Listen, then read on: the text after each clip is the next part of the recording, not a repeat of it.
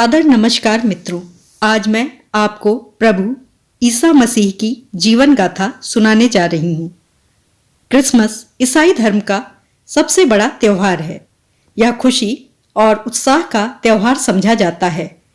ईसाई धर्म के अनुयायियों द्वारा यह त्योहार ईसा मसीह के जन्मदिन के उपलक्ष्य में मनाया जाता है। क्या आप जानते हैं कि ईसा मसीह का जन्म कैसे हुआ? अगर हाँ तो बहुत अच्छी बात है, परंतु यदि नहीं जानते तो चलिए मैं बताती हूँ कि उनका जन्म कब और कहाँ हुआ। आज से हजारों साल पहले की बात है।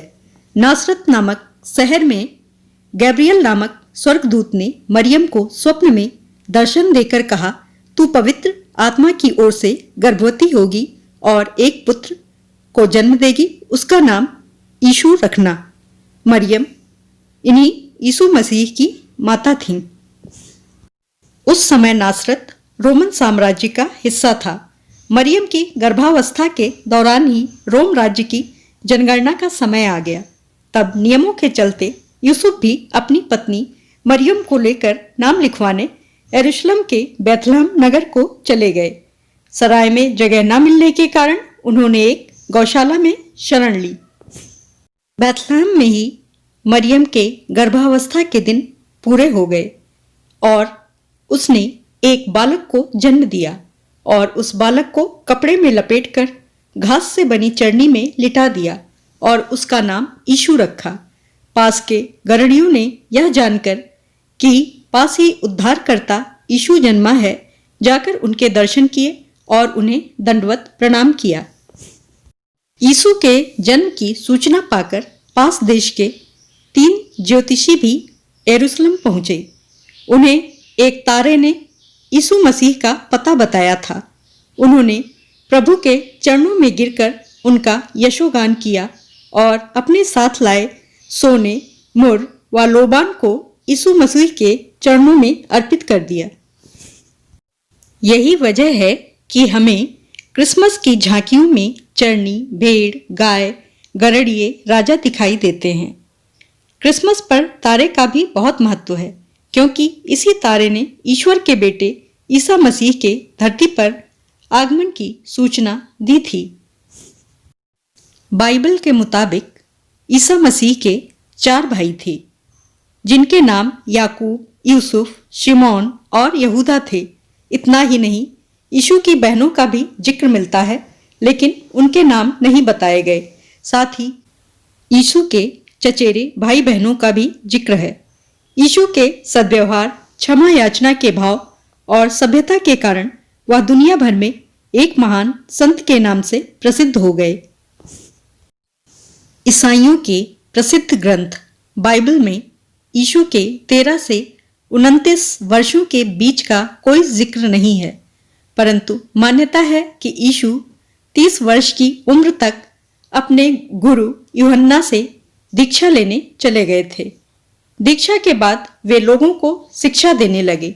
यूहन्ना जॉर्डन नदी के तट पर रहते थे। यीशु ने सर्वप्रथम जॉर्डन नदी का जल ग्रहण किया और फिर यूहन्ना से धर्म, कर्म और सद्भावना की दीक्षा ली। सुधारवादी एवं क्रांतिकारी विचारों के कारण यूहन्ना को कैद कर दिया गया। इसके बाद ईसा मसीह ने उनके विचारों को प्रसारित किया। यीशु मृत सागर और जॉर्डन नदी के आसपास के क्षेत्रों में उपदेश देते थे और लोग उनके अनुयायी हो गए। यीशु के उपदेश और उनके सद्विचार चारों ओर फैलने लगे।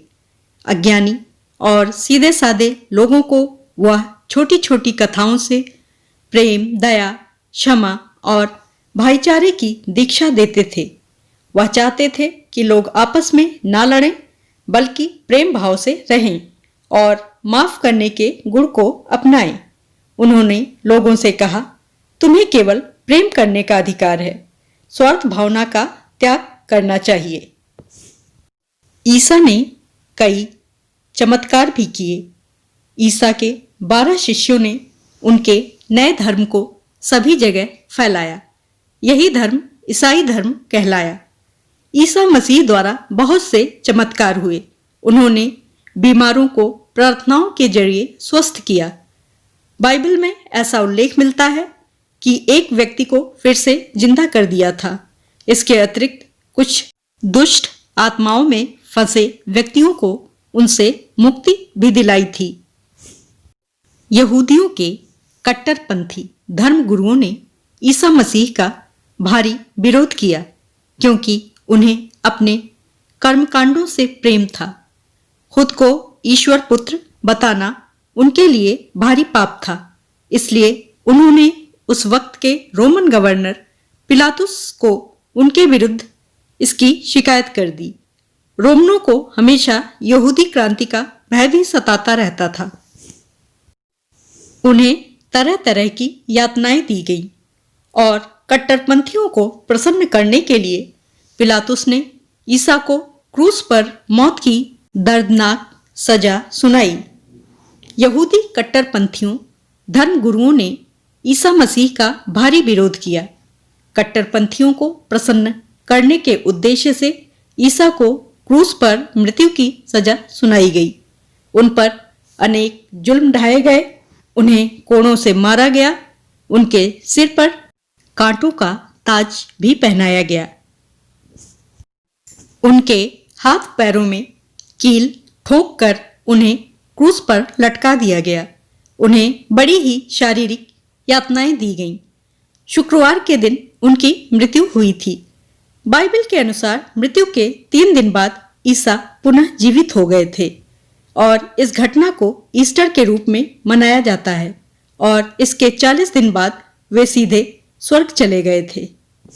अप्रैल के महीने में शुक्रवार के दिन दुनिया भर में गुड फ्राइडे का पर्व ईसाई धर्म के लोगों द्वारा मनाया जाता है, जिसे शोक दिवस के रूप में मनाते हैं।